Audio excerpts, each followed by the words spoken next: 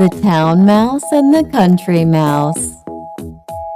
అనగనగా ఇద్దరు మిత్రులు ఉండేవారు, సోను ఇంకా రాము.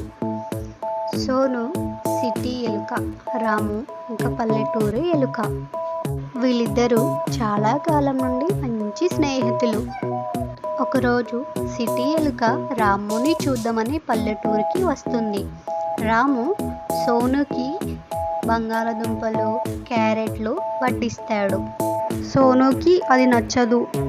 తనకు రుచికరమైన ఆహారం దొరకలేదు అని బాధపడతాడు. ఇంకా అక్కడ సౌకర్యమైన వసతులు లేకపోవడంతో అక్కడ నుండి తొందరగా వెళ్ళిపోదామని అనుకుంటాడు. రాముకి వీడ్కోలు చెప్పి తనని కూడా ఒకసారి సిటీ రమ్మని పిలుస్తాడు. దానికి రాము ఒప్పుకొని సిటీకి బయలుదేరుతాడు. సిటీకి వెళ్ళగానే రాముకి వాహనాలు చేసే శబ్దం అస్సలు నచ్చదు.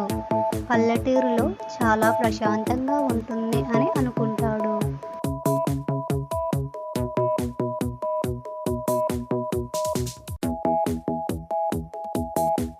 మరుసటి రోజు పొద్దున్నే సోను రాముని ఒక పెద్ద విందు భోజనానికి తీసుకెళ్తాడు.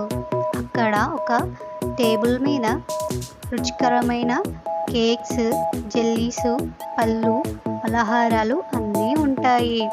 అది చూసి రాము ఇలా అనుకుంటాడు, టౌన్ మౌస్ చాలా అదృష్టవంతురాలు, తనకు తినడానికి అంతా ఉంది, అన్ని సౌకర్యాలు ఉన్నాయి అని అనుకుంటాడు. ఇంతలో పిల్లి వస్తుంది.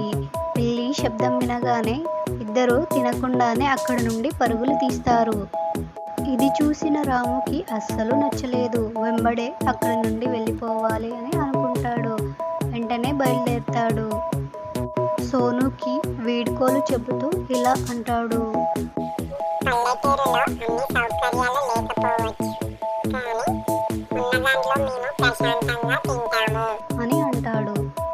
ఈరోజు కథలోని నీతి వచ్చేసి, అన్నీ ఉన్నా ఏం తినలేం దానికంటే కొద్దిగా ఉన్నా కూడా దాన్ని ప్రశాంతంగా తినడం చాలా అదృష్టం. ఈ స్టోరీ కనుక మీకు నచ్చినట్టయితే లైక్ చేసి, సబ్స్క్రైబ్ చేసి సపోర్ట్ చేయండి.